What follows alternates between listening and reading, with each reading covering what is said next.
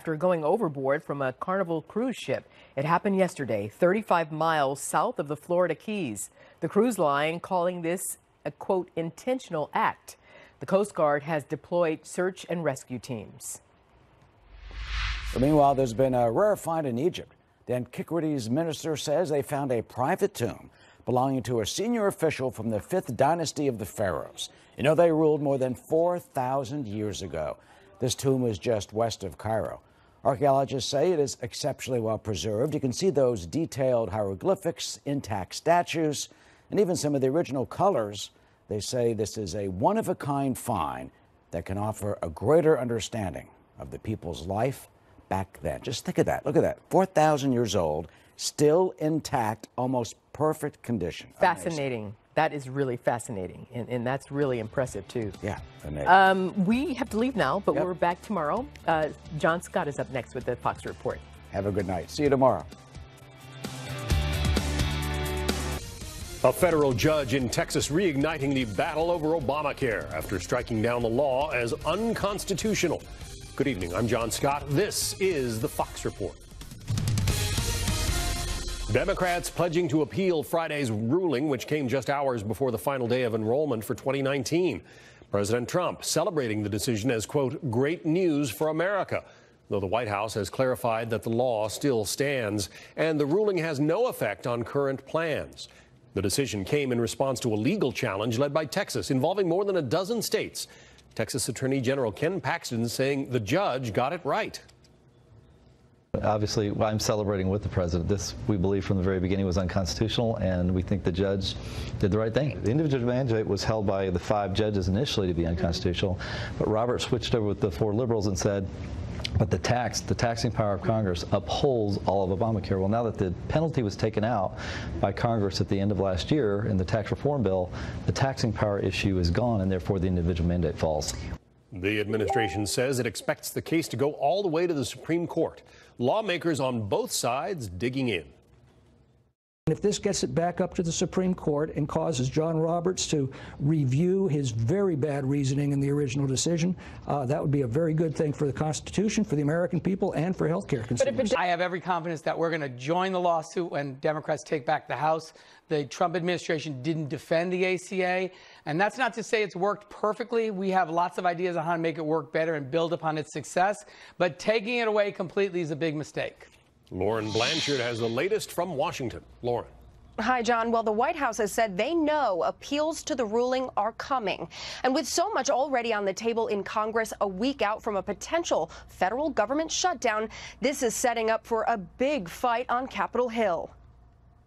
If this ruling were permitted to stand, 17 million Americans would lose their health insurance.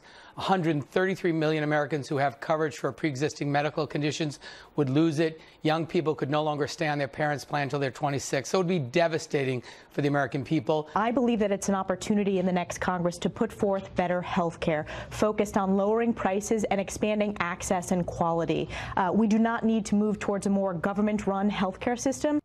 If the lawsuit makes it to the Supreme Court, as many think it will, it would be the 3rd time the justices consider fundamental provisions of Obamacare.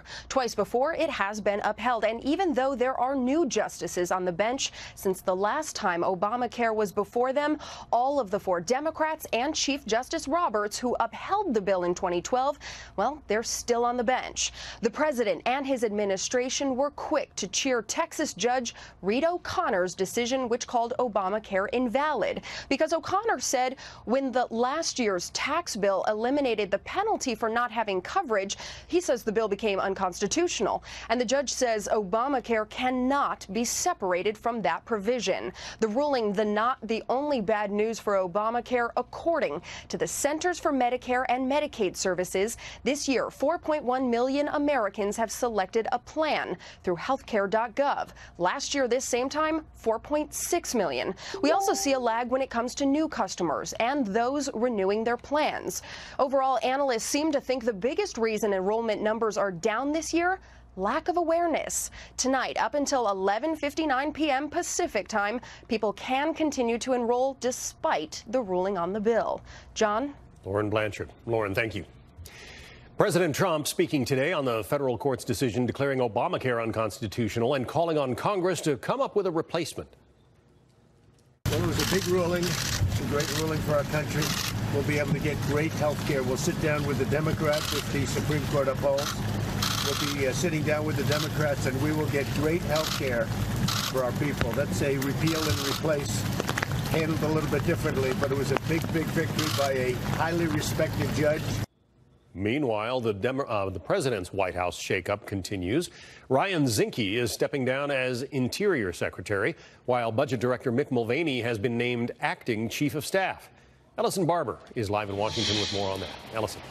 Hi, John. We've seen two high-level departures in about 7 days. President Trump announcing this morning that Interior Secretary Ryan Zinke will leave his position at the end of the year. Secretary Zinke has been the subject of more than a dozen federal investigations related to his and his wife's travel habits, Hatch Act violations, conflicts of interest. Some of the investigations were closed, and some, namely allegations of Hatch Act violations. Zinke was cleared of wrongdoing, but over the summer, the Interior Department's Inspector General launched an investigation into a real estate deal that involved a foundation set up by Mr. Zinke and a development group backed by the chairman of Halliburton, an oil service company that does a lot of business with the U.S. government. The IG reportedly referred that investigation to the Department of Justice. The secretary denied any wrongdoing. The president did not say why Zinke is leaving at this point in time, only that he will leave his post at the end of the year and that, quote, the Trump administration will be announcing the new Secretary of the Interior next week. The president says Zinke has accomplished much during his tenure. Those are his words. The top Democrat in the Senate says Zinke was, quote, one of the most toxic members of the cabinet, and the swamp will be a little less foul without him. Zinke's departure is one of 4 major staff shakeups since November midterms. Last week, of course, the president announced that his chief of staff would leave at the end of the year. Budget Director Mick Mulvaney is set to replace General John Kelly as acting Chief of Staff. The U.S. Ambassador to the United Nations, Nikki Haley, is leaving her job. The president is hoping the Senate will confirm State Department spokesperson Heather Nauert as her replacement. Attorney General Jeff Sessions resigned in early November at the president's request. Mr. Trump later announced his plan to nominate former Attorney General William Barr as Mr. Sessions' replacement. President Trump has had more turnover in his first 2 years than most of his predecessors, dating back to President Wilson. All of it's led to rumors and talk of a chaotic White House, of people not wanting to have powerful and coveted jobs in the White House. The president pushed back on that speculation, those rumors, on Twitter, saying that when it comes to the chief of staff job, at least, many people wanted it, and he believes Mick Mulvaney will do a good job. John? Ellison Barber, thanks. Special counsel Robert Mueller firing back at Michael Flynn's legal team for suggesting the FBI manipulated him into lying. This after Flynn's attorneys said the Bureau encouraged him not to have a lawyer present during questioning. Alan Dershowitz saying the FBI acted inappropriately.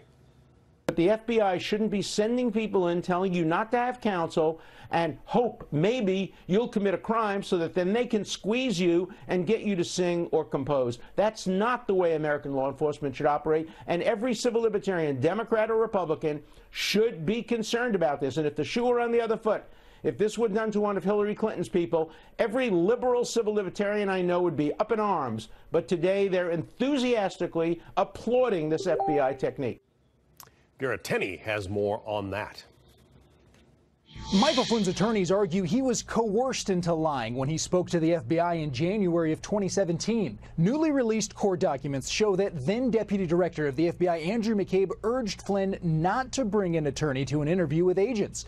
In a note, McCabe wrote that he told Flynn he wanted to have 2 of my agents interview him as quickly, quietly, and discreetly as possible, adding, I further stated that if Lieutenant General Flynn wished to include anyone else in the meeting, like the White House counsel, for instance, that I would need to involve the Department of Justice. Flynn then agreed to meet with the agents alone. The documents also show the FBI intentionally chose not to tell Flynn that it's a crime to lie to the FBI. But Mueller's team argues the Bureau did nothing wrong and that nobody forced Flynn to lie on multiple occasions to agents as well as members of the administration about his contacts with Russia's ambassador, writing, quote, a sitting national security advisor, former head of an intelligence agency, retired lieutenant general, and 33-year veteran of the armed forces, knows he should not lie to federal agents. But critics, including Harvard Law professor Alan Dershowitz, say Flynn's case highlights some of the unsavory tactics the special counsel is using in its investigation. What Judge Ellis was saying is what Mueller is doing is trying to find low-hanging fruit, figure out every way to get them to commit a crime. It's their fault if they commit the crime, and then squeeze them so that they'll sing or compose. Welcome to how special counsel operate. The special counsel's office has recommended Flynn serve no jail time due to his cooperation. He's scheduled to be sentenced on Tuesday, but it's possible with these new filings, the judge could delay that hearing. John? Tenney. Garrett, thank you. Another round of protests in Paris today from the Yellow Vest movement, the fifth weekend in a row with demonstrations in the French capital. Police saying at least 115 people were taken into custody because of the protests, and at least 7 were slightly injured. The demonstrators are angry at French President Emmanuel Macron and his policies. We want to live free, free to have the right to actually enjoy the fruit of our labor, free to create and invent without the heavy weight of the horrible bureaucracy and taxes, free to pay reasonable taxes to help our fellow citizens in need, free to have a home and live with dignity. Greg Palcott is in Paris now with more. John, another day of anti-government protests here in Paris and across France. There were clashes, but not as many as we saw last Saturday. The so-called Yellow Vest activists were out on the Champs-Élysées, around the old Opera House here, the Louvre Museum, another landmark in Paris. At some locations, police did use tear gas and water cannons to disperse the crowds. There was some scuffling between the two sides. 7 are reported to have been injured. But there were 115 arrests today. Last week, there was 1,000. The number of protesters today, something like 4,000. Last week, it was 8,000. Police, though, we can tell you from personal observation, they were out in big numbers. We spent much of the day watching a game of cat and mouse across the city. Authorities trying to avoid a repeat of the violence we have witnessed. One reason for the drop in trouble, concessions made in a national television address earlier this week from President Macron. High taxes, low wages, and a government not seen to be listening to its people thought to be factors in this protest. Another reason, the deadly terror attack this past week in Strasbourg. Police finding and killing the man responsible for it on Thursday night. 2 more factors perhaps tamping down these protests: cold weather and the upcoming holiday season. But we were told by an expert, expect a very hot January. John. Greg Palcott, thank you. Meantime, smaller Yellow Vest demonstrations also taking place in other parts of Europe, one in London and one seen here in Belgium's capital, Brussels. Protesters are concerned about low wages, high taxes, and social welfare. One demonstrator says the struggle to make ends meet unites them. At least 1 person was detained by police after that protest. A couple of big storms are on the way. Will the roads be safe where you are? We'll take a look at the forecast in your area coming up. Plus, with a partial government shutdown looming and Congress heading home for the holidays, will the funding for a border wall be resolved? The latest on that argument ahead. You guys going to get home for Christmas? Well, I started ordering food from the caterer that I was going to make myself. So I don't know. I honestly think that this president would not mind saying he kept Congress in for Christmas.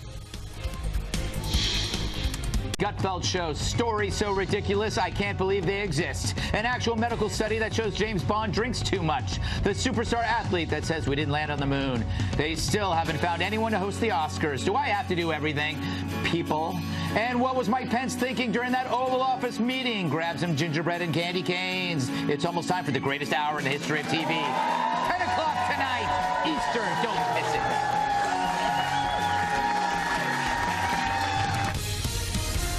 The Inspector General for the Department of Homeland Security announces an investigation into the death of a 7-year-old Guatemalan girl who died after being detained by Border Patrol agents in New Mexico. The incident underscoring the dangers migrants face on the journey from Central America. Here's former acting ICE Director Thomas Homan. When you entice people like with low asylum levels, when you entice people saying we want to abolish ICE, when you entice people we want to build sanctuary cities where you can come in the country legally and feel safe, you entice people to make this dangerous journey. And unfortunately, people die making that journey. And I feel very badly about this little girl. But, you know, the Border Patrol agents, I'm sure, did the best they could in a very tough situation. Jackie Heinrich is here now with more. Jackie. Well, John, there are questions over whether Border Patrol gave that little girl any food or water during the 8.5 hours she was held in Antelope Wells, New Mexico, all before a bus brought her to a processing center an hour and a half away. By the time she arrived there, she was not breathing. The girl's been identified as 7-year-old Jacqueline Calmaquin from Guatemala. She and her father were detained with more than 160 others in a remote stretch of desert before being bused in groups to Lordsburg. When she was first detained in Antelope Wells, Border Patrol didn't note any illness, and her father signed a waiver saying she was in good health.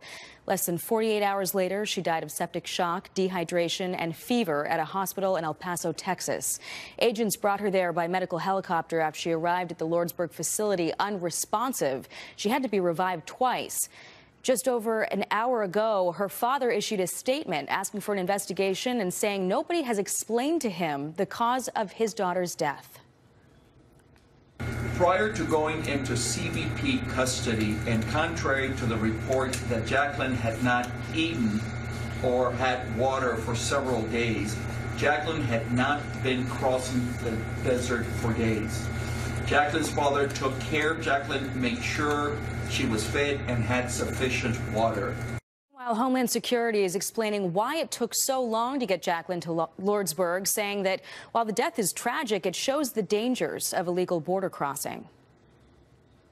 What happened here was they were about 90 miles away from where we could process them. They came in such a large crowd that it took our Border Patrol folks a couple times to get them all. We gave immediate care. Congressional Democrats say the death raises significant questions about how children are treated at Border Patrol facilities. They sent a letter to the acting inspector general asking for answers as to whether she was given food or water and why Congress was first made aware of the death from media reports, not from Border Patrol. Now, the girl's mother is still in Guatemala. Jacqueline's body will be returned to her home country. John. Sad story.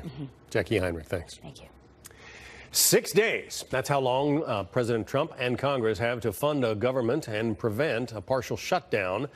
Funding for President Trump's border wall is a key bone of contention in negotiations. The president wants $5 billion for the wall. Congressional Democrats are saying no way to that. Democrats have always supported border security. We added $1.2 billion last time. That money hasn't even been spent yet. So the idea of shutting down the government for a costly, ineffective wall makes no sense. I hope the president comes to his senses. But it ought no-brainer. In fact, the House passed several bills over the years to authorize the construction of a wall. William Lajeunesse is in Los Angeles now with more. We need a wall in certain parts. No, not in all parts, but in certain parts of a 2,000-mile border, we need a wall. What the president means by wall is confusing and part of the problem. We think the wall is a bad strategy. In fact, many sections of the border are already lined by more than 100 miles of steel bollard-style fencing, or what Trump calls a wall. Our administration has moved aggressively to secure our borders more. Since the 1990s, lawmakers from both parties approved and built some 650 miles of border fence of various designs. Congress approved 700 miles of double fencing in 2006, with a majority of Senate Democrats, including Schumer, Clinton, Biden, and Obama, voting for it. The bill before us will certainly do some good. It will authorize some badly needed funding for better fences. President Trump so far replaced 31 miles of barrier. So we've started the wall, $1.6 billion. That money will pay for an additional 93 miles, but the president wants more. If we got $5 billion, we could do a tremendous chunk of wall. We're not going for the $5 billion for the wall. We simply are not. $5 billion will buy another 215 miles in San Diego, El Centro, Yuma, El Paso, Laredo, and the Rio Grande Valley, unless Congress objects. There's no moral difference between a fence and a wall, so it makes no sense. The only argument to deny Trump the wall is because they hate Trump. So far, the White House has not clarified if the new money would be used to replace old fence or extend the existing one, or how much of the $5 billion pays for more manpower, judges, sensors, cameras, drones, which are likely part of the border security negotiation. In Los Angeles, William Lajeunesse, Fox News. Education Secretary Betsy DeVos will cancel $150 million in student loan debt. This coming after a federal judge ordered the department to implement the Obama-era policy. The loans are connected to for-profit colleges. DeVos reportedly called the program a free money giveaway. More than half of the loans went to pay the now defunct Corinthian colleges. Well, stormy weather is moving east with potential record-setting rainfall possible, flooding in the mid-Atlantic, making for some rough travel. We're taking a look at the wet forecast now. AccuWeather's Erin Calandra is here. Erin. Well, John, much of the country is quiet right now, but we are certainly seeing a lot of rain across the Midwest and also the Northeast. It's because of an upper level low that's creating some very wet conditions. You can see pockets of heavy downpours. Washington, D.C. getting hit pretty hard. We do expect about 1.5 to 2.5 inches in general, but there are pockets where we could see about 3, maybe even 4 inches tonight and into tomorrow. So right now we do have some flood warnings and watches in place. Now with a warning, that means flooding is happening, and if you are near a stream or a river, you certainly could be seeing some of that. Turn around, don't drown, find an alternative route. Now notice in D.C. we've already seen more than 1.5 inches of rain. That has pushed us over the all-time record. That was set back in the 1800s, and now we have the wettest year on record here across Washington, D.C., Baltimore as well, and a close second in Harrisburg, Pennsylvania. Further to the south, you can see we also have some heavier rain right along the coast. In Wilmington, a little less than 1 inch, but look at this record. They've seen more than 100 inches of rain this year. That smashes the previous record that was set back in 1877. So the rain is going to continue across the Northeast tomorrow, and even a wintry mix further to the north. So if you're traveling, be careful. It will be slippery. We'll see gusty downpours from New York to Philadelphia. So the I-95, it's going to be a bit dicey. Taking a look at the winds, that's another big story today. Look at these wind reports from earlier. 76 miles per hour in Livingston, Montana. That's dangerous for travelers on the highways, and also property damage. If you have Christmas decorations outside, bring them in because they could end up who knows where. Now, one place to keep your eye on this week is going to be the Pacific Northwest. We have a whole train of moist air coming in off the ocean, from the ocean, and we're going to see a lot of rain. Already a couple of showers developing in Washington and also into Oregon. It's going to pick up tonight, and tomorrow we expect to see soaking downpours and could see up to a couple of feet of snow in the highest elevations. We're talking about 5,000 feet and above, so the passes, they should be all right for now, but we also expect to see that heavy rain creating some flooding for the I-5. So travelers there, it's going to be a bit tricky throughout this week. Back to you. Erin Calandra, thanks for the heads up. Wisconsin is bracing for a flurry of lawsuits after Republican Governor Scott Walker signs a bill weakening the powers of his Democratic successor. Details on that ahead, plus a heated back and forth between Michael Flynn's attorneys and special counsel Robert Mueller. This amid accusations that the FBI tricked Flynn into lying.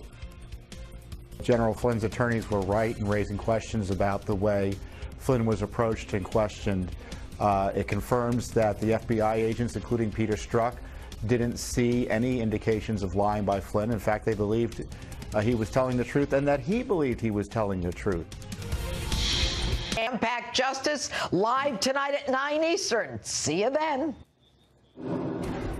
I'm John Scott, and this is the Fox Report. It's the bottom of the hour, and if you're just joining us, it's been a big and busy week in the Mueller investigation. A judge sentencing former Trump personal attorney Michael Cohen to 3 years in prison. This as the special counsel pushes back against former National Security Advisor Michael Flynn's suggestion that FBI agents tricked him into lying. And this all less than a week before he is scheduled to be sentenced. Here to talk about it all, Axios reporter Steph Kite. It seems to be the feeling in Washington that Michael Cohen is not likely to get much of a prison term at all, maybe maybe a suspended sentence, right? That's true. He could get anywhere from no sentence at all to possibly as much as 6 months. And we saw that the Mueller team also suggested that he have a pretty low sentence given how cooperative he's been with the investigation. So we're certainly not expecting any long sentences next week when he does receive his sentence. There are complaints that essentially the FBI tricked Flynn into issuing misleading statements. Tom Fitton was on Fox and Friends this morning. He's the president of Judicial Watch. I want you to hear what he has to say. Now we know whose idea was this? James Comey. So you had this corrupt duo of Comey and McCabe that targeting Flynn for what? He talked to the Russian ambassador, his incoming national security advisor. There was no reason to go after him, but to target him and to get a scalp as they embarked on their anti-Trump campaign. So what does Mueller get out of Michael Flynn? I mean, if there's not going to be jail time resulting from whatever it is he has done, it doesn't seem like the offense is all that serious.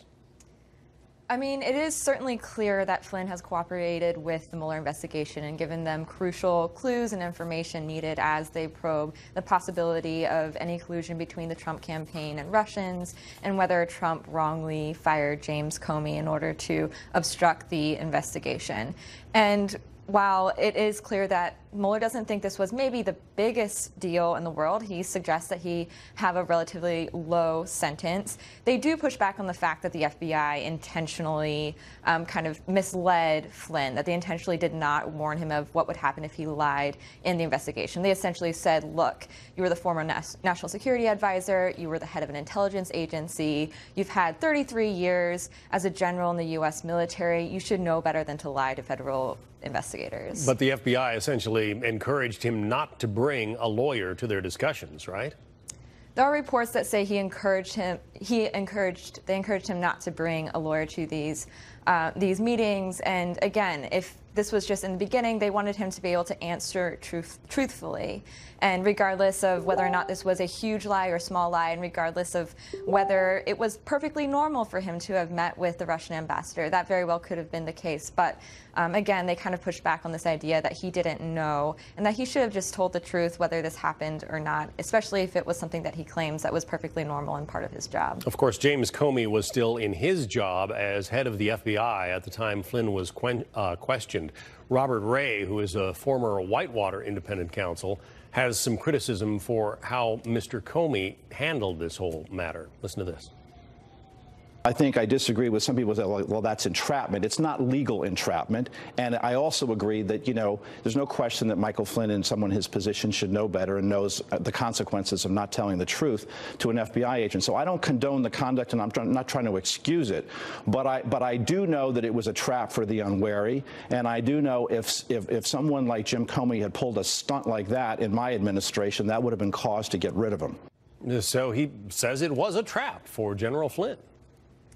And it very well could have been part of their technique in investigating Flynn when they were asking him these questions. Maybe it was part of their technique to try to get him to answer the questions and be more relaxed, which has been reported and is kind of what President Trump has even pointed to in his own tweets, pointing to the fact that, oh, well, the reason that Mueller is giving him this lower sentence is because he knows he was mistreated, has kind of been the line of argument from a lot of people. And of course, it is right for them to have given him the heads up. Of course, if you lie to a federal prosecutor, you're going to face legal challenges. So where do we stand here? The indications are that Robert Mueller's probe is winding down, but for all of the bluster and all of the accusations, there is still no indication that the Trump campaign, that Mueller has any evidence that the Trump campaign colluded with the Russian government or agents of the Russian government to change the outcome of the 2016 election.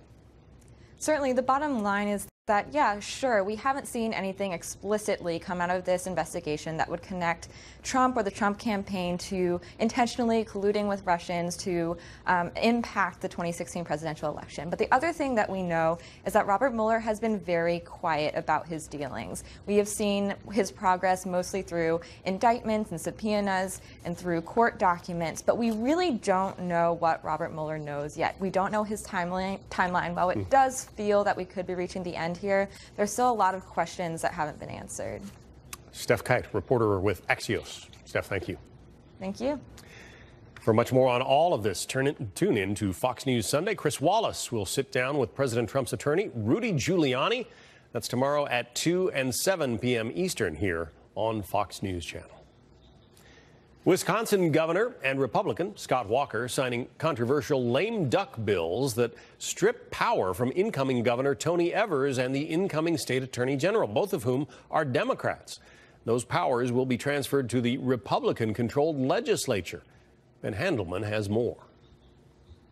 In his final significant act as governor, there is nothing lame about the lame duck session bill Scott Walker signs into law in Green Bay Friday. There's a lot of hype and hysteria, particularly in the national media, somehow implying that this is a power shift. It's not. The new controversial laws limit early voting hours and does transfer some powers from the office of the governor and attorney general, which will soon be held by Democrats, back to the legislature, which is in firm Republican control. The governor argues the office remains one of the most powerful of its kind in the country. Governor-elect Tony Evers says it goes against the decision made clear by voters. What I've said all along is still true, that the will of the people was ignored. While the bills have been passed into law, the fight is likely far from over. Experts say get ready for lawsuits. I don't know everything that's next, but two components are going to be a lot of chaos and a whole lot of litigation. Jeremy Levinson is an attorney who has worked for Democrats in the past. He says there is plenty from Friday's signings to argue in court.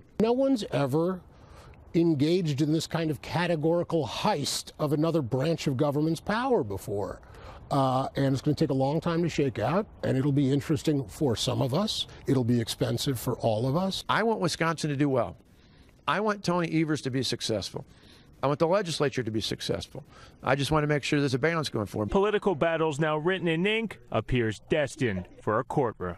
Years. This is going to be in litigation for years. Fox affiliate WITI's Ben Handelman. Thank you. Wisconsin, not the only state seeing lame duck bills. Michigan Governor Rick Snyder signing bills that scale back citizen-initiated measures to raise Michigan's minimum wage and require paid sick leave for workers. The business community in the state reportedly pushed for this as a way to avoid jeopardizing the economy. However, opponents see it as an unconstitutional attack on voters. The Seattle University Law School scrapping its externship program with ICE after a student complaint led to an online petition. Advocates of the program pushing back, saying the move deprives students of valuable professional experience. Dan Springer has more from Seattle. Following a single complaint from student Alex Romero and an online petition signed by several hundred others, Seattle University's law school suspended its externship program with U.S. Immigration and Customs Enforcement.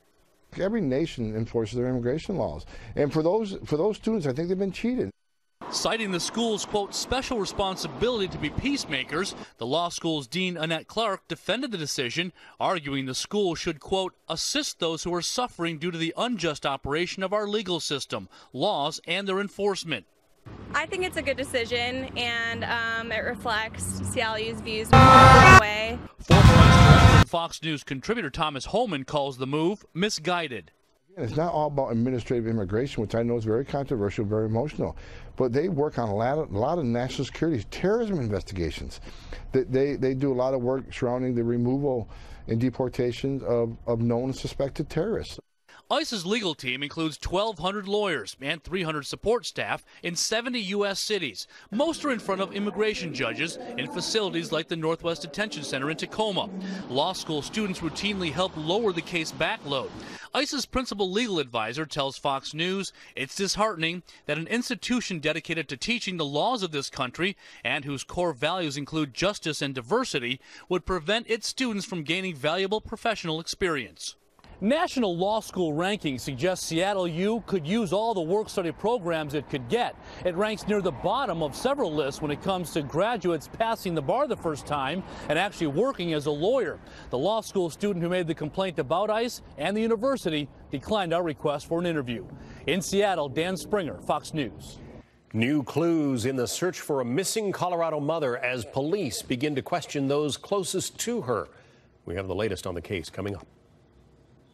It's been 23 days that has passed since Kelsey was last seen. Do I think Kelsey's still alive? That's absolutely a possibility, and that is our hope.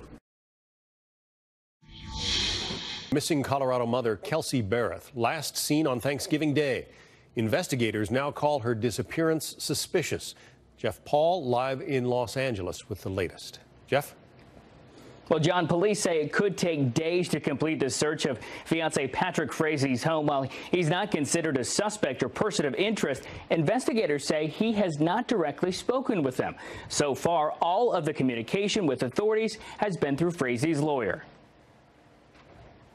Have him sit down with one of our investigators, and that's what we're asking for, is just for him to sit down with an investigator, since he was the last person to talk with Kelsey face-to-face, from what we can tell.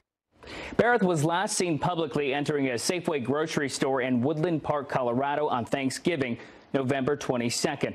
Her fiancé said he last saw her that same day when he met with Barrett to pick up their daughter. 10 days later, Barrett's mom reported her missing on December 2nd. John? So what evidence have the investigators uncovered so far? Well, John, the search warrant for Frazie's home is sealed, so we don't know its probable cause, but we do know police received data showing Barrett's last cell phone ping coming from nearly 800 miles away in Idaho. Investigators say her last known communication was through a text to her fiancé sent on November 25th and one to her employer saying she wouldn't be at work next week. Barrett's mom says this behavior isn't like her daughter. She doesn't run off, and someone knows where she's at. Kelsey, we just want you home. Call us if you can, and we won't quit looking. Frazie's attorney released a statement saying that he continues to cooperate with law enforcement and that Frazie has never been asked to voluntarily participate in the search of his home. We also just a few minutes ago were learning there is now a $25,000 reward being offered for information that leads to the location or safe return of Barrett. This after Woodland Park police received an anonymous donation. John? Jeff Paul from Los Angeles tonight. Thank you, Jeff. With flu season in full swing, disturbing new numbers on how many people are skipping the vaccine. Plus, what does politics have to do with dating? According to the experts, a whole lot.